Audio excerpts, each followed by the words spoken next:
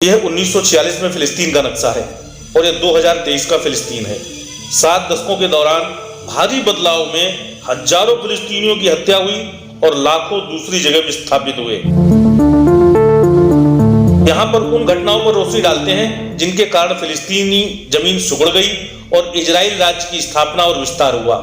फिलिस्तीन 19वीं शताब्दी में ओटोमन साम्राज्य का हिस्सा था और मुस्लिम, ईसाई, यहूदी यूरोपीय महाद्वीप पर एक दूसरे के साथ सद्भाव से रहते थे। लेकिन तभी थियोडोर हर्जल ने जियोडी आंदोलन की शुरुआत की, जिसका मकसद एक स्वतंत्र यहूदी राज्य बनाना था। इस आंदोलन की पहली लहर में ही यूरोपीय यहूदियों का फलस्तीन की तरफ पलायन शुरू हो गया। प्रथम विश्व युद्ध के अंत तक ओटोमन साम्राज्य का पतन हो गया और फिलिस्तीन ब्रिटिश शासन के अधीन हो गया। सन 1917 में ब्रिटेन ने फिलिस्तीन में एक यहूदी राज्य के लिए खेल खेला और एक बयान जारी किया जिसे बाल्फोर घोषणा के रूप में जाना जाता है, और फिलिस्तीनियों और यहूदियों के बीच इससे तनाव पैदा हो गया। फरवरी 1947 में दोनों पक्षों के बीच हिंसा शुरू हो गई। बढ़ते तनाव को देखते हुए ब्रिटेन ने खुद को चालाकी से पीछे हटाते हुए इस मुद्दे को उसी साल नवंबर में संयुक्त राष्ट्र के सामने रखा। संयुक्त राष्ट्र ने फिलिस्तीन को 2 भागों में विभाजित करने की योजना को मंजूरी दे दी। यरूशलेम, जो कि मुस्लिम, ईसाई और यहूदी तीनों के लिए पवित्र स्थान है, उसको ध्यान में रखते हुए कुछ मुस्लिम, यहूदी और ईसाइयों ने मिलकर 15 मई 1948 को संयुक्त राष्ट्र द्वारा किए इस बंटवारे को मंजूरी दे दी और इस तरह एक स्वतंत्र इजराइल राज्य की घोषणा कर दी, जिसके परिणाम स्वरूप यहूदी गिरोह ने बहुत ही बर्बरतापूर्वक करीब 7,75,000 फलस्तीनियों को उनके घरों से निकालकर शरणार्थी बना दिया और उनके घरों पर कब्जा कर लिया। पड़ोसी अरब देशों ने इस अवैध और बर्बरतापूर्ण कार्रवाई का विरोध किया, जिसके नतीजे में पहला अरब इजराइल युद्ध छिड़ गया।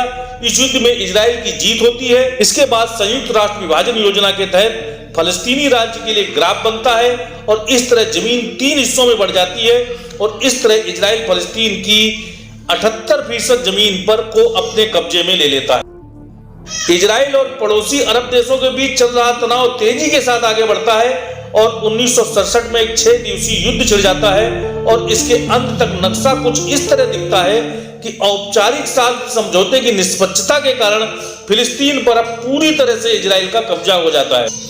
सालों तक लड़ाई चलती रहती है। आखिर में पीएलओ फिलिस्तीन और इजराइल के बीच जमीन बंटवारे को मान लेता है, लेकिन संघर्ष यहीं समाप्त नहीं होता। ज्यादा से ज्यादा लोग इजराइल के कब्जे वाले फिलिस्तीनी क्षेत्रों में अपना रास्ता बनाते हैं, लेकिन अंतर्राष्ट्रीय समुदाय इसे अवैध मानता है, जिससे फिलिस्तीनियों और इंतिफादा के बीच निराशा होती है। तनाव कम करने के मकसद से इजराइल और पीएलओ ने पहले ओस्लो समझौते पर 1993 में और दूसरे समझौते में 1995 में हस्ताक्षर किए। एरिया ए फिलिस्तीन के कब्जे में आया, एरिया बी फिलिस्तीन और इजराइल के संयुक्त कब्जे में आया और एरिया सी पूरी तरीके से इजराइल के कब्जे में, और इस तरह एक पूर्ण फिलिस्तीनी नियंत्रण वाला क्षेत्र भी इजराइल फलस्तीन संयुक्त समझौते की भेंट चढ़ गया।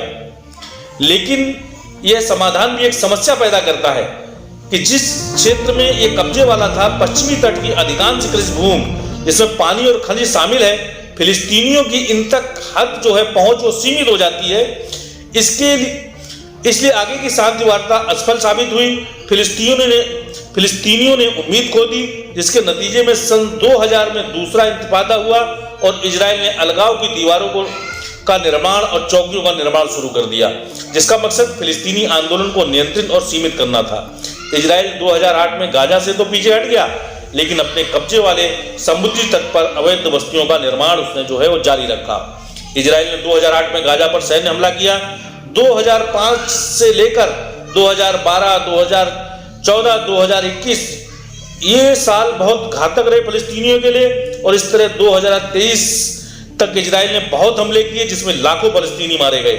7 अक्टूबर 2023 को सुबह हमास ने इजराइल पर अब तक का सबसे बड़ा हमला किया, जिसमें इजराइल ने फिलिस्तीनियों के खिलाफ युद्ध की घोषणा करके जवाब दिया और अपने सैन्य अभियान से जो है गाजा को घेर लिया, बमबारी शुरू कर दी। लिंडी द्वारा सैकड़ों हजारों फिलिस्तीनियों को मार दिया गया और उन्हें दशकों तक कब्जे में बनाए रहने के लिए मजबूर कर दिया गया। बहरहाल फलस्तीन और इजराइल जारी है।